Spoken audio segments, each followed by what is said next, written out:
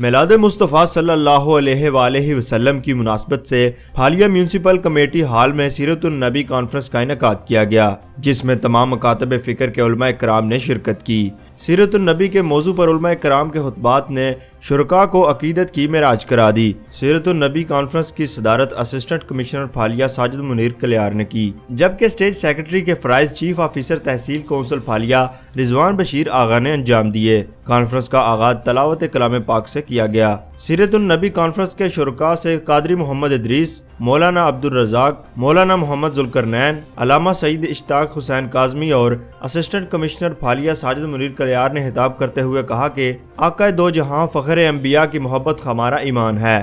نبی کریم صلی اللہ علیہ وآلہ وسلم کی سیرت طیبہ کی روشنی کی صورت میں ہمارے پاس کامیاب زندگی گزارنے کا بہترین نمونہ موجود ہے، جس پر عمل پیرا ہو کر ہم دنیا اور آخرت میں سرخرو ہو سکتے ہیں۔ مرزا کیسر، news alert, Phalia. Ace Money Transfer, delivering your promises.